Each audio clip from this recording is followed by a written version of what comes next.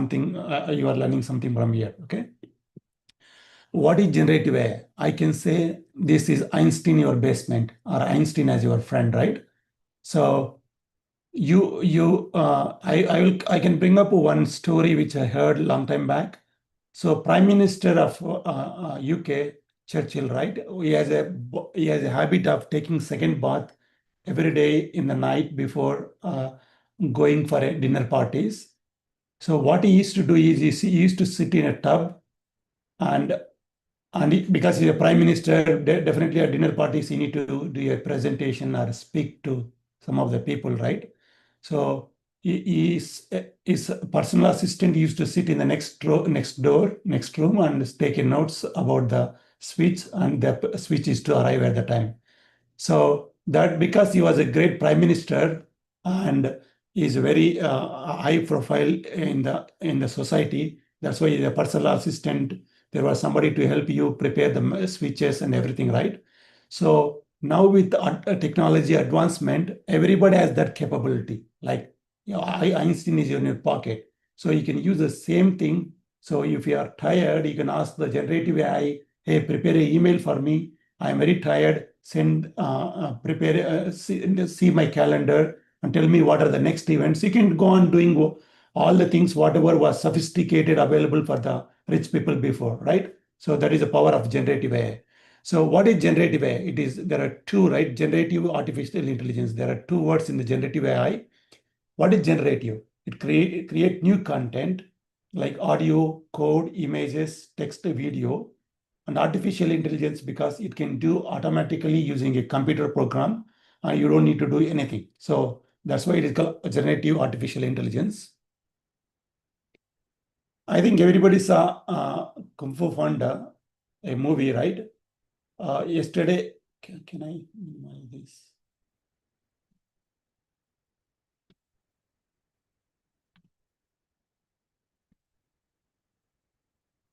Yeah, Prasad, we hear you. Yeah, I want to get the presentation back. Give me a minute. Did it stop sharing? Yes. It's still showing the PDF. Oh yeah, the PowerPoint now. Oh, you are seeing this.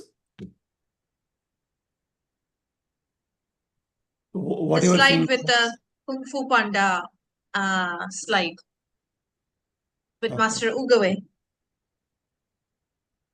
Yeah, okay. So yesterday, I'm seeing this. Here, let me minimize this. Yeah. So yesterday is history, tomorrow is a mystery, but today is a gift, right?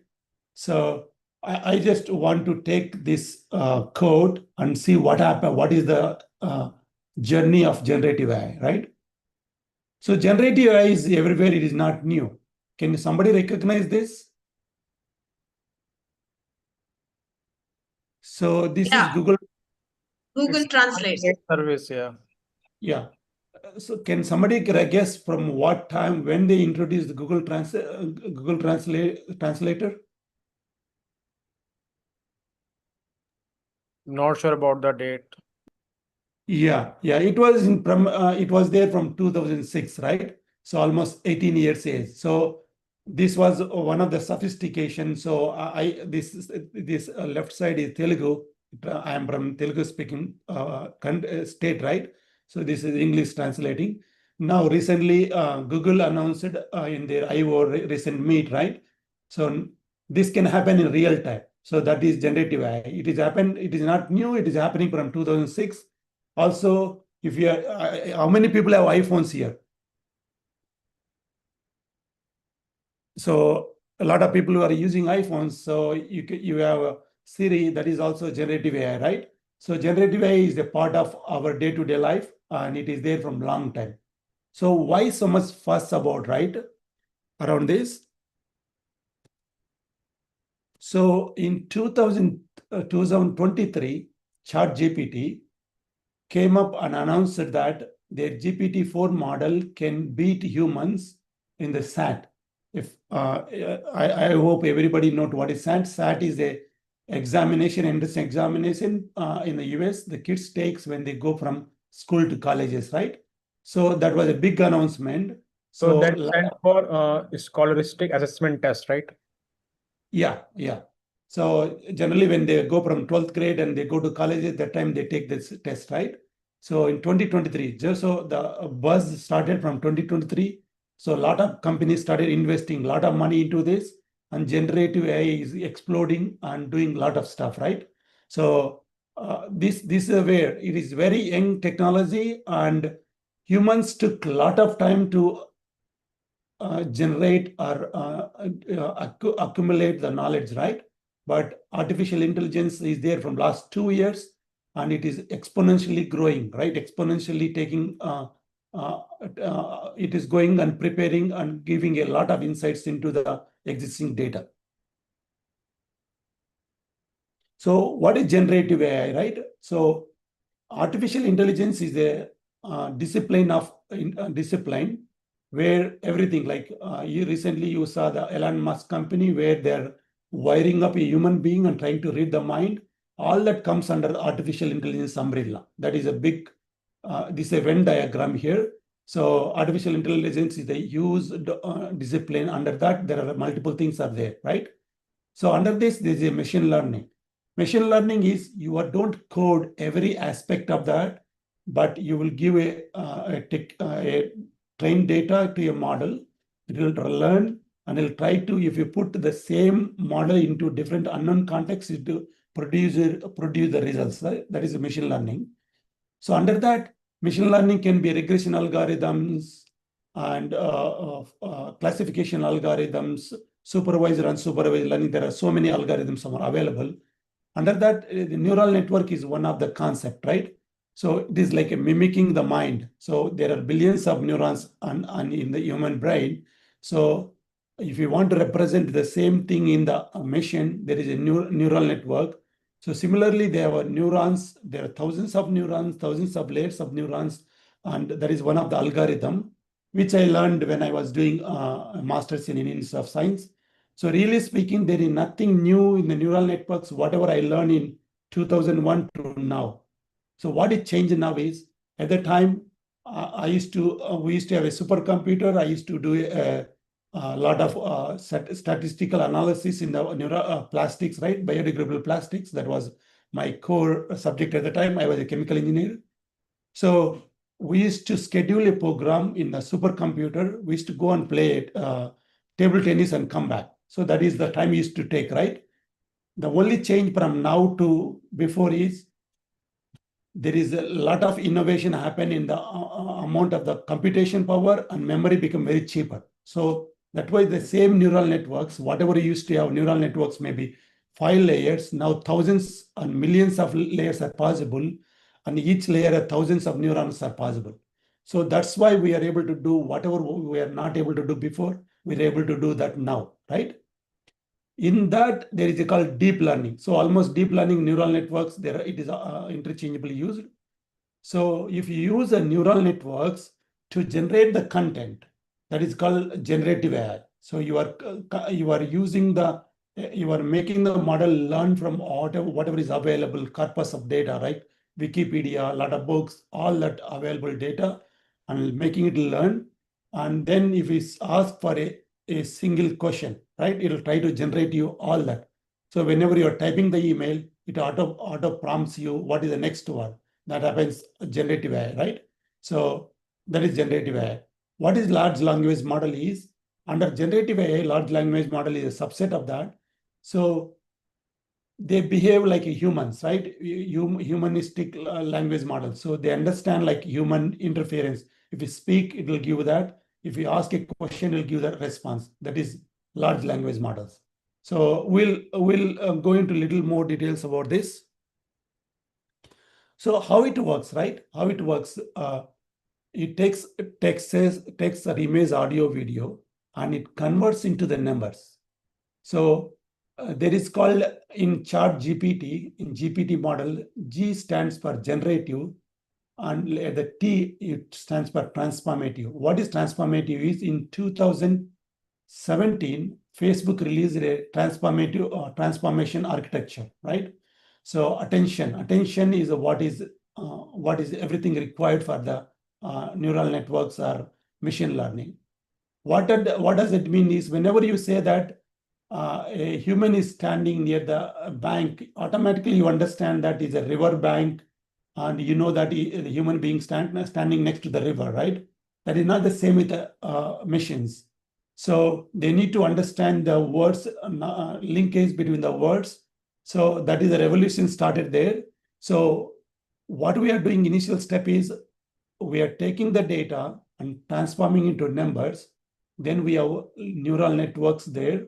The neural networks will be multiple layers, right? Each layer will have multi-layer. I will take this one, laser highlight. So there will be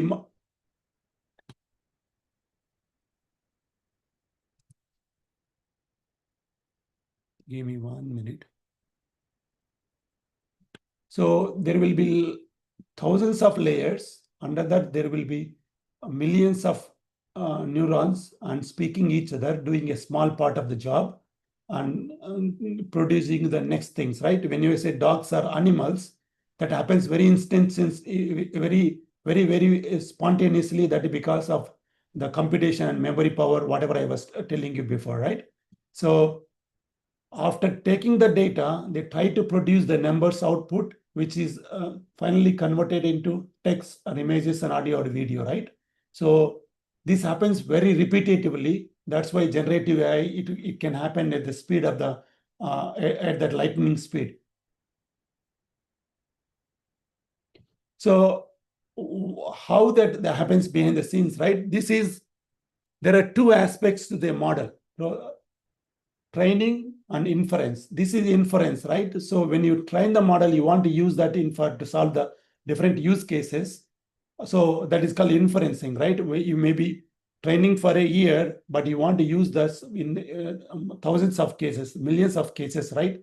So like Amazon.com. So they build the product, but thousands of people, millions of people will be using to place the order. So you will building the model, training the model, then afterwards you want to use that to solve different use cases. So that is called inference. So what happens in the training, right? So maybe you are aware of supervised learning, unsupervised learning, and reinforcement learning. What happens supervised learning is you say to the model what is positive content, what is negative content. You will label the data and pass to the model, and it will learn from there. So, and it will predict if you give the new set of the data. That is supervised learning. So unsupervised learning is you take the data and you give the data, and it knows, it will try to classify them, right, into different things. So for example, when you give the genes data or a lot of DNA data, it will identify what is the cell without cancer, what is the cell with cancer, right? The classifies automatically. So what is reinforced learning? Like I can say, like whenever you want to train the dog, you will not give all the possibilities. You will Hi, give, Prasad. yeah. So I have one question. So can I ask in between that so then we can restart it again from your side? Sure, okay. Okay, so actually, as per my understanding of the Gen AI, it means like we are just training our data to create image or video, right? So that is the basic understanding of Gen AI I have. So is the basic concept of Gen AI is correct? Yeah, I'm coming there. I'm just telling all the learning capabilities, then I'll come there, okay? So recently, reinforced learning DeepSeek models were introduced very quickly by a small company in China. That happened because of this reinforced learning. What does it mean? Whenever a human beings do a positive thing, we'll encourage them. So we'll give a reward, right? So that is called reinforced learning. Whenever the model comes up with a good answer, we'll reward that, hey, you did a fantastic job. The model gives a wrong data, then you will say that, hey, you did not do the good job, right? So like giving a carrot kind of analogy, right? So this same thing happens in the human being, right? When in case of children, they will learn, we will teach them small words. Then after they will start combining those words and start introducing the new words, start speaking sentences. then they learn, right? So these are the different learning capabilities. So a generative AI algorithm or large language model uses all these three, right? So some of the models uses supervised, very less of supervised learning, a lot of unsupervised learning. Then some of the models use reinforced learning. It will takes a lot of time for after learning the unsupervised learning after this stage of the large language model, right?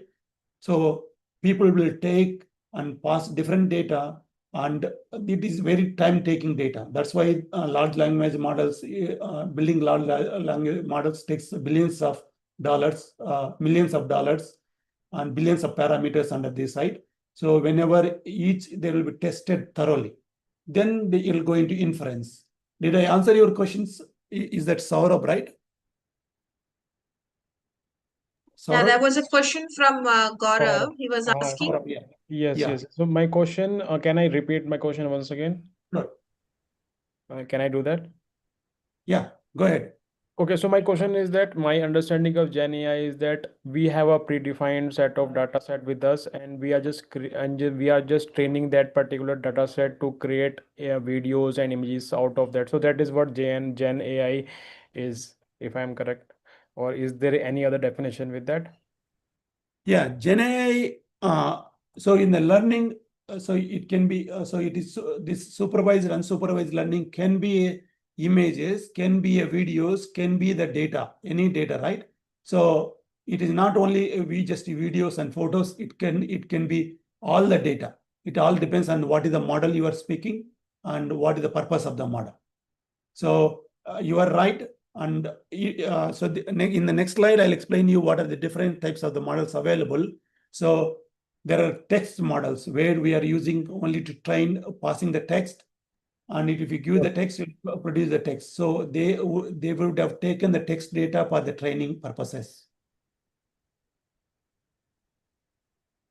Sorry, can I have a quick question? Sure. Yeah, this is regarding your unsupervised learning. So you gave an example of cancel cell figuring out via images, right? But how would the algorithm figure that this type of images, it would be able to basically classify that these cells are different and these are, but how these are different? How would it know which one is the good one and which one is the bad one? Unless we specify it. Now, once we classify it in the reinforced learning, whenever we ask the model, right, there is a learning. So LLM goes through all these three stages, right? So less amount of supervised learning, lot of unsupervised learning. In the reinforcement learning, so you say that, hey, what is this? Classify this. It comes up with the answer, and then we'll correct it, and it will learn from there and try to predict next things in proper way. So this learner is like a model, right? It's means it's learning and it is keep updating itself, right? Correct. So the learner represents LLM, large language model here. Yes. Okay, so got it. Thank you. Yeah. So there are different types of models available, text to text, text to image, all these models, right?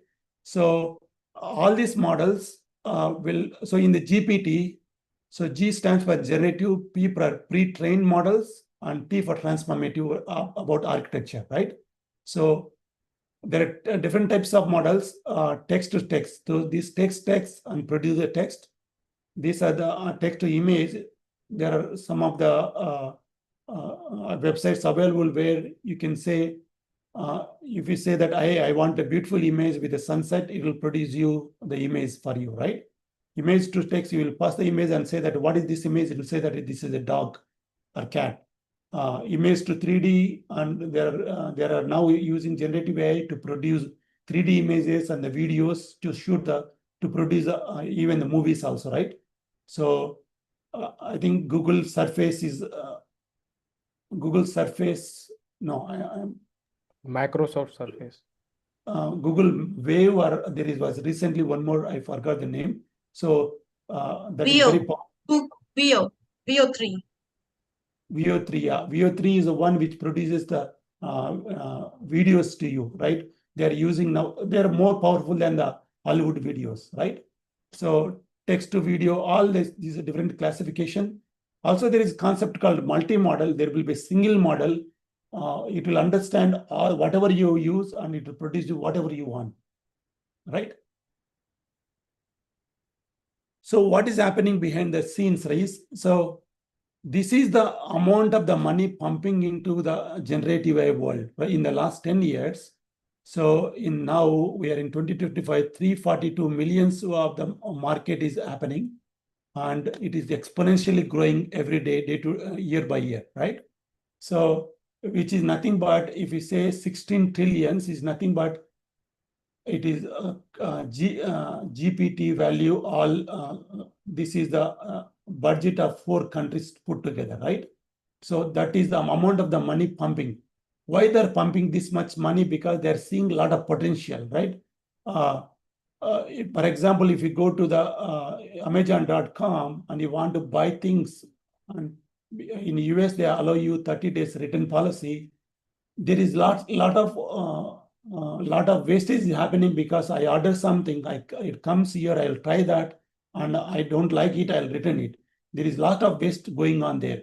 So they're pumping this much amount of money because they can, going forward, if I want to buy a shirt, I can upload my picture and it can show you what are the different shirts available for me, and I can see myself how each shirt will be, how I look in each shirt. So personalization, that is called personalization. So they can save all that money. That's why they're able to pump this much money. There are different use cases which can be solved. Recently, Google introduced one of the chip. That chip, if you give a same problem to the supercomputer, it takes 10 power 25 years, right? Years to solve, but the chip was able to solve in 5 hours. So this is nothing but 10 power 25 is the age. Below chip, right? Sorry? Below chip, right? Below chip, yes. So that is the power of the chip. So they were able to solve whatever was the quantum mechanics, whatever they were not able to solve before, they were able to solve now, right?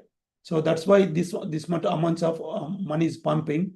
And in 2023 to 2024, I can say almost 60% of QA jobs are disappeared from the market because of artificial intelligence, generative AI, right? This is the chatbot growth. Same thing, same exponential growth is happening, and all that jobs are. So this is the time, interesting times where we are now.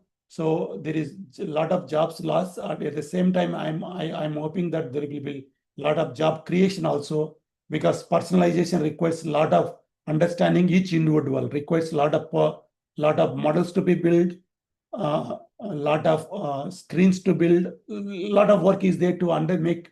If I go to the website and want to buy a shirt versus Ruby going and asking for a dress for her, these are two different use cases, right? Because the system need to understand what is Prasad and what is Ruby, right? All that need to happen. I feel there will be a lot of job growth also. And in addition to that, wherever, for example, a tea seller who don't have a website for him to, because building the website requires thousands of rupees of investment, right? Hopefully this with ChatGPT and this generative AI, even tea seller can have their own website.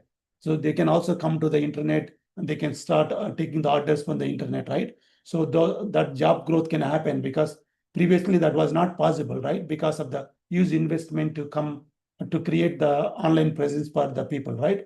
So now a small player can also have that one. And also there will be disruption can be. So now because of bureaucracy, all that there was, if a sharp idea need to come out, it is to have a blessing of different politicians or different people. Then only the intelligent idea can come out. But because of this generative AI, a singer who is singing very well, who don't have any, is not a famous person, right? Still he can come up because of social media. Similarly, Any idea we can? So I'm looking like it will be transparent world before the very transparency can come because of generative AI. So no more hiding, no more bureaucracy, all that can disappear, and there will be new world. There is a possibility of that, right? So with all this happening, I want to understand what are the next steps, right? Me as a person who is a software guy, I want to understand where I need to start. Where I need to start. There's so much happening here around that. So I suggest this is a journey for anybody to understand the fundamentals, right? Where to start among so many things are happening and so much. So everywhere, if you go and search generative AI, thousands of things are coming. I don't know where to start. So I got help from my one of the senior, and even though I'm into the generative AI, AML, but I got help from him and I was able to learn from him, and this is the path I got from him, right? So learn about foundation models initially, and then understand the prompt engineering. What is the foundation model? What goes behind the scenes? I was telling about transformative architecture, and understand the transformation architecture and what goes in the foundation models, how it is trained, what is supervised learning, unsupervised learning, what is the difference between AI ops versus LLM ops, right? So all these things you can learn here. Then you can understand prompt engineering. Prompt engineering is only one way to understand, to trigger these models, right? So if you want to speak with the LLM models, prompt engineering is required. What are the different contents of the prompt engineering? What is the context? So how can you change? So prompt engineering is writing how we interact with the AI, right? What inputs we provide into the AI and what should be the in text, right? So that is what comes under prompt engineering. Yeah. You open Chat GPT and ask a question, that is a prompt, that is a rudimentary prompt, right? But you as a software engineer need to understand the details about what is prompt engineering, right? So what are the different things in the prompt engineering? You need to understand that. So you can spend some time in the prompt engineering, and then comes the vector database. I will explore it with the Chat GPT because that I use daily. Yeah, sure. So do you have any other question here? One last question. So if we compare with the foundation models, so what are the different type of foundation models will be there? Because previously in the previous slide we have seen unsupervised, unsupervised, and the three learning types, right?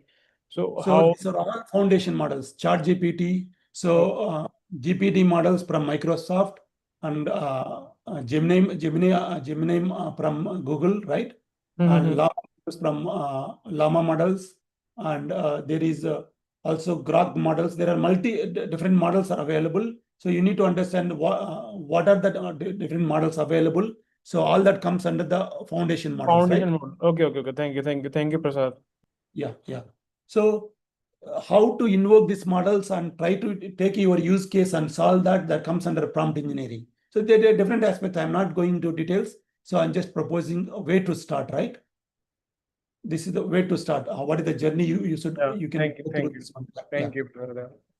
So these LLM models are very great and general things. You can ask what is the capital of France, what are the things I can see in the whenever I visit Delhi, all that it will answer. But they lack whenever you want to do some specialization, because there is a lot of knowledge in the company's proprietary information which is not available outside, right?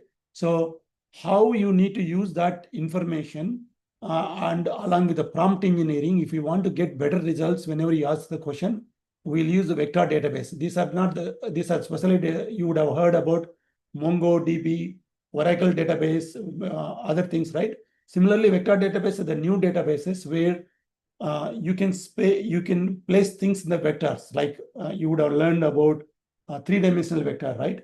3D dimensional, you can like grouping the similar things in one place and grouping other similar things in one place. So you can better organize your data into the vector databases, so that whenever you are speaking about apples or fruits, you can take only fruits and pass to the foundation model, so that it knows that you are speaking of fruits, right?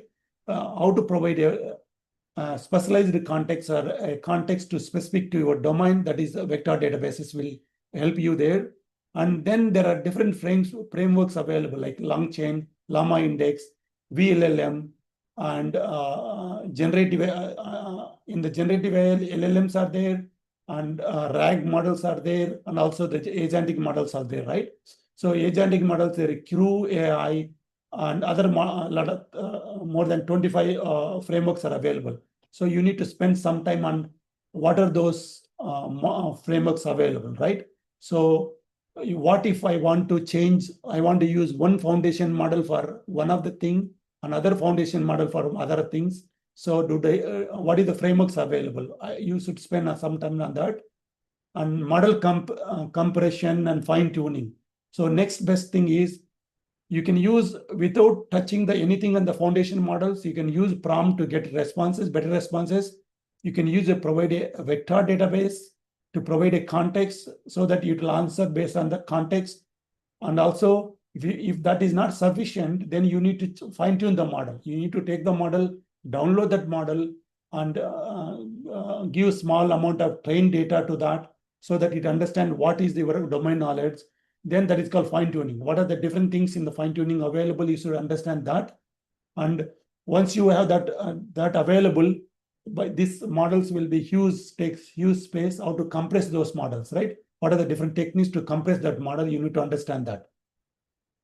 Then comes about how to build different architectures behind things, right? You take a use case, understand different architectures available like RAG model, graph RAG model, vector database RAG models, and hybrid RAG models, agentic models, all that you need to understand so that information retrieval is one of that architecture. Retrieval, augmentation, generative will be RAG models, and generative AI, agentic architectures. There are a couple of agentic architecture. What is a man in the middle? Because these models can hallucinate, means they can give very good results in 99 cases. One case it cannot give bad results. So how to loop a human in between so that whenever that things happen, we can correct that immediately, and so that the model learns from there. And those are the different architectures available, right? And after that, once you take use case and build applications around that, so that you are getting ready for future jobs. Not future jobs. Don't think that you need to wait 2-3 years. Nowadays, I can see each requirement job descriptions, right? They're asking generative AI knowledge, right? So this is the journey I suggest to go through that and try to get better sense of what is happening in generative AI. This give you the very fundamental things required for you, and then from there you can go into any direction, right? You can become a QA person, so you can take the same architecture, same learning, whatever you did, become a better QA, better software developer, better whatever you are doing, right? Better product owner, whatever maybe your aspirations and current job, you can adapt to that new technologies going forward. So this is what I want to convey. In addition to that, same concepts, Ruby, do you want to add anything here?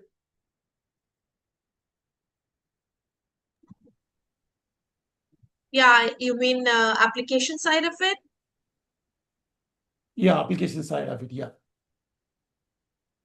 Yeah, so I had a personal experience that I also developed basic applications. For example, one of the fun things I did was generating pet names using movie characters. So I applied the concepts in my VS Code and launched the application, creating virtual environment and doing the LLM invoke.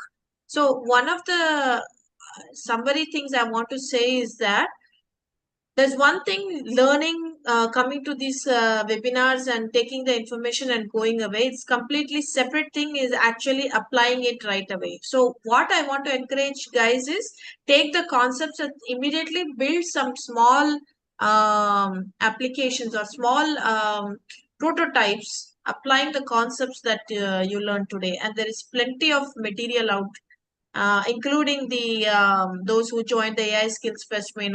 There are exercises provided there. If you want to try it on Azure, there is tutorials available on YouTube.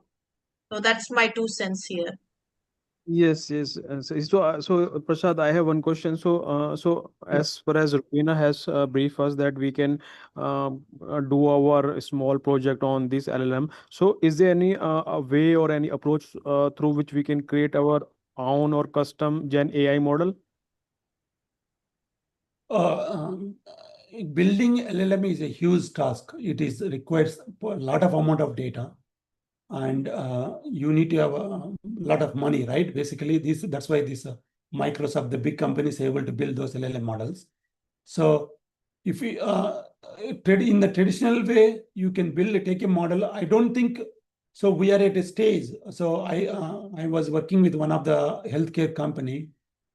They have traditional models to take the patient information and give an appointment, right? So they called my company, with whom I'm working. They want to replace that with a generative AI. So I don't think you need to focus on building the models. Already the models are available, Or we can and use the open source or the easily available models, right? yeah. So there are different things available, right? Different things you can do in the generative. That's why generative AI is a huge ocean. So where to start is, I suggest take the existing models, learn how to use them that effectively for solving the use cases.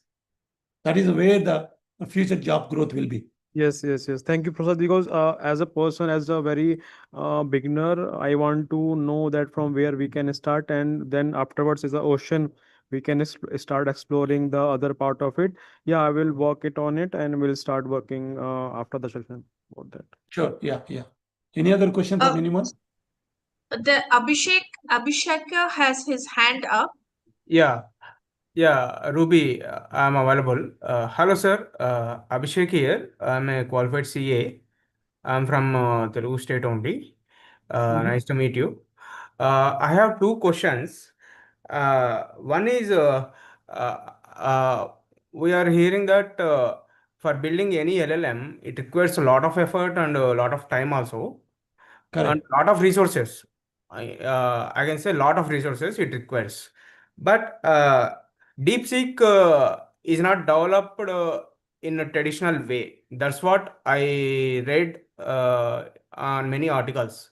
So I just want to understand the architecture behind DeepSeek, how they developed within short period of time with limited resources only. That is Yeah.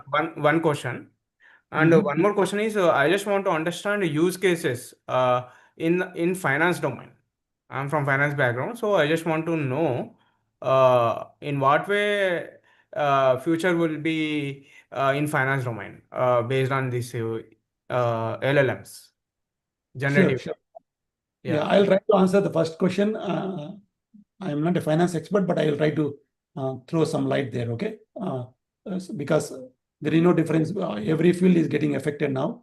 So what DeepSeek is, they took Llama models. If I'm not wrong, they took Llama models, open source Llama models, right? Uh, so I did not speak about Hugging Face, Deep Infra. Those are the different. Like if a software developer, repository, GitHub is a repository, right? So they downloaded these models, a small company. They have access to GPUs. If I'm not wrong, they are used A800, A100 or something, NVIDIA chips, right? GPUs. And they took Llama models. They used this technique called reinforced learning. So they took small amount of data, asked it to learn, then they did the reinforced learning. So they are given this data, corrected that whenever the model produces the wrong data, they corrected it. That in that way, it's learned a lot of things, and they were able to build the models. So that is called that is the history behind the DeepSeek, right? So it is like if you want to train a student for a chess, and you will not give him each step, you will just describe him how different pieces will move on the chessboard, what are the rules and regulations.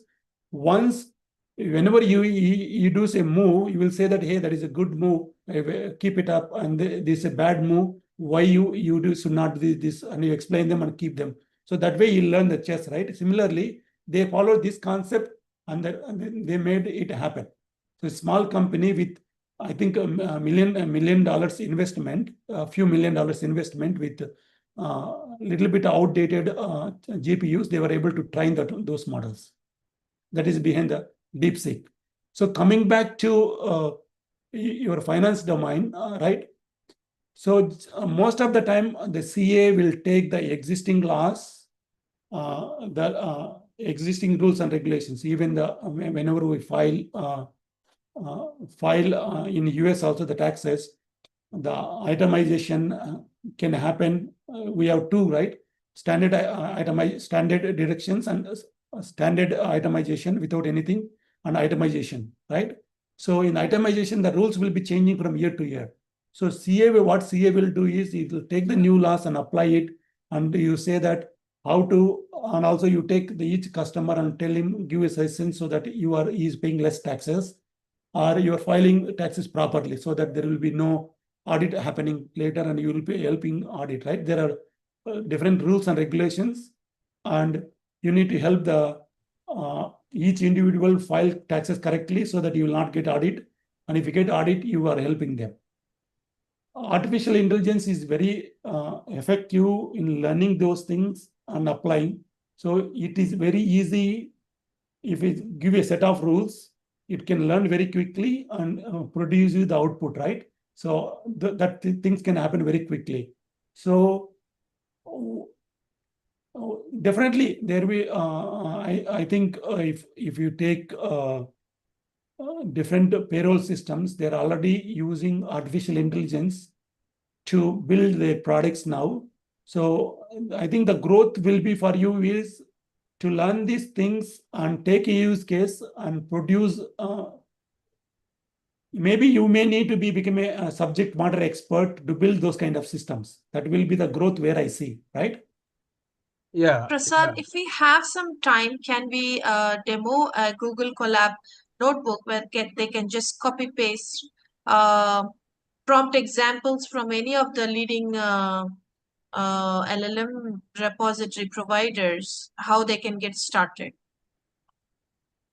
Sure. Yeah, I can do that. Yeah. We'll answer the questions, then we'll go there, Ruby. Yeah. So did I answer your question? Yes, sir. Yes, sir. Yeah. Thank you. Thank you very much. And one final question. Mhm. You said that DeepSeek company use reinforcement learning. That's why they could able to build it with limited resources. Correct. Yeah. In the same way, why can't we develop, sir? I mean, from other countries' perspective, I'm talking, especially India perspective. We don't have our own LLM as of now. We don't know when are we going to achieve it. So why can't we follow that concept only? Yeah, you can use that. So, but what is the value? Because previously, my big companies did not use reinforcement learning. That's why they thought that there is an opportunity and able to do that. They're able to do that DeepSeek, right? So, if you, I mean, I'm staying in US, and yeah, you can do, any country can do, but what is the value add you are providing, right? You are not providing any value add. You are just doing a copying and doing it. So I think there are people in IITs and IIScs, they are working towards this, that solving the problems. Maybe they did not do in this context, but they were able to do other things. Okay. You mean in specific domains you're talking about? Yeah. Okay, sir. Okay. Yeah. Thank you, sir. Yeah. Any other questions?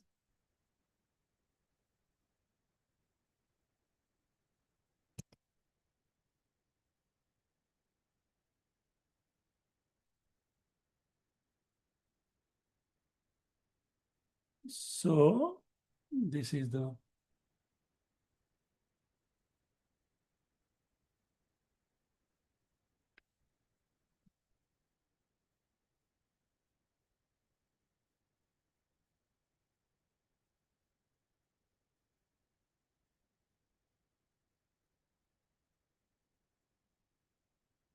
I'm trying to show an example, right?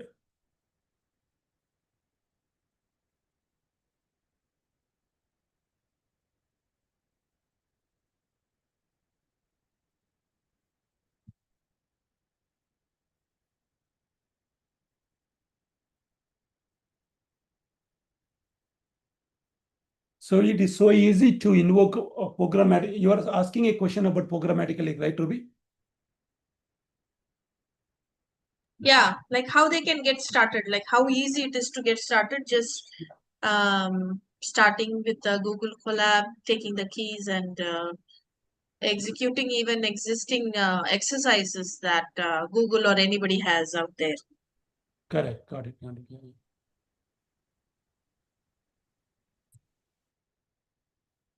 So this Grok is one of the company uh, which is doing a lot of chip manufacturing, right? So these chips are very powerful. They have different models available here. So I am taking one of the model here. So are you seeing this? Okay, I'm able to. So we see our desktop screensaver. You are not able to see my Colab notebook? No.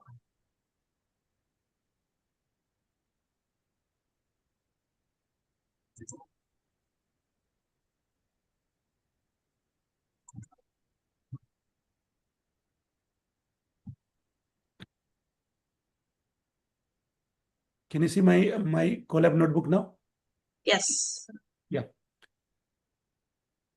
So Grok is one of the company. They have LPUs. They're called LPUs, language. I don't remember acronym. I have the slide for that. So LPU, language processing unit, right? So this company has a lot of models. They have this repository, right? You can take one of the model. So the model is sitting somewhere in the Grok cloud. So they have their own data centers. In the data center, the cloud, the models are sitting. And I'm taking that model, one of the model here, and I can generate a API key for if you log into this one, right?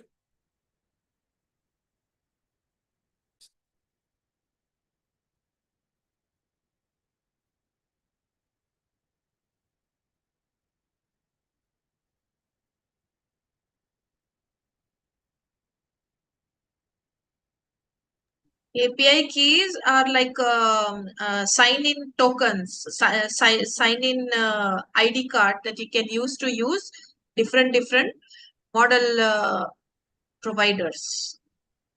Yeah. So you can generate a API key so that this data center, the model knows that, hey, you are the guy who is coming, right? So I created a API key here. So I'm storing that into my Colab notebook here, right? And once I store that, I can use a simple program here. This is just a simple Python program. And I need to use the framework LangChain here. I'm downloading the required Python libraries from LangChain to invoke this model.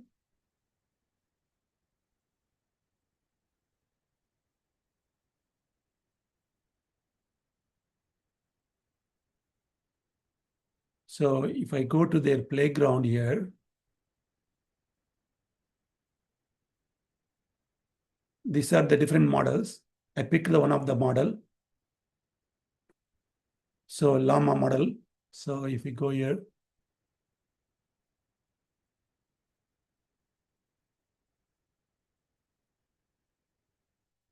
yeah, this model, right? I picked up this model, 8B8192.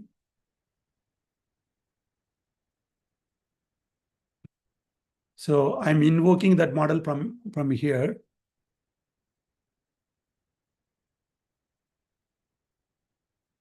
So I'm saying the sky, and asking to predict the next word. So it predicted sky is falling down, right? You're able to predict that. So it is so easy with the 4 lines of code, right? Even this just few lines of code, you are able to invoke that by using a prompt and get the response. So I can ask for the different question. What is the capital of India, for example, right?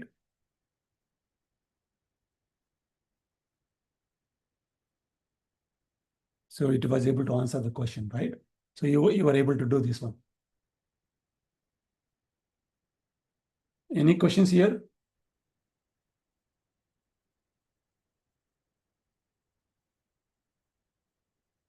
There are no questions. With that, I want to close. So these are my contact details. And I am also from July, I am starting my generative AI batch. So whoever interested, they can contact me, and they can reach out to Ruby. If you don't have my contact details, he can provide you. So Prasad, we have just contacted you on LinkedIn. So I am interested for the course. Can you please connect on to LinkedIn? So for later preference, we can use LinkedIn as a source of communication. Sounds good, no problem. Yeah. Okay, I will shared you my LinkedIn invitation to you. Thank you. Thank you. So anyone have any questions here? And one last question, what will the duration of the course? So I'm structuring like 10 weeks course. So 10 weeks each week, maybe on the weekend, I will try to do 2 hours presentation and demos. And you may need to spend another 2 or 3 hours on your own to learn whatever we taught in the class. So it kind of 10 weeks into 4 hours. If you spend, I think you'll be in very good shape. Okay, thank you. I'm ready. Yeah. Sir, I have a question. Is it useful for non-coders also?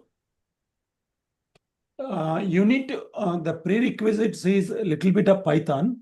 So if little bit of Python, but I don't have a course completely for non-coder how to use generative AI tools completely. So there are two aspects to generative AI, right? How to take a use case and use generative AI and build an application, that is one. Or if you have an idea, if you want to, without any coding also you can able to do. But I'll try to provide you, if you can reach out to me on WhatsApp or LinkedIn, I'll try to provide you some of the materials so that you can go through them. Yeah, This I is already sent request, sir. I already yeah, sent request through LinkedIn. sure. Yeah, I just want to explore initially with no code only. Yeah, Later on, if required, I am ready to learn programming, Python programming language also. sure, yeah.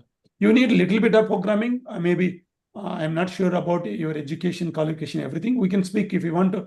You can call me. I'll try to guide you. Okay. Yeah, definitely, sir. Definitely. Yeah. Thank you, sir. Okay. Okay, we are hitting the top of the hour here. So thank you so much, Prasad. I'm sure this was phenomenally useful for all the people who made it today. Some of you might have been chatting with your girlfriends or boyfriends, but some of you were asking real good questions. What is most important is two things.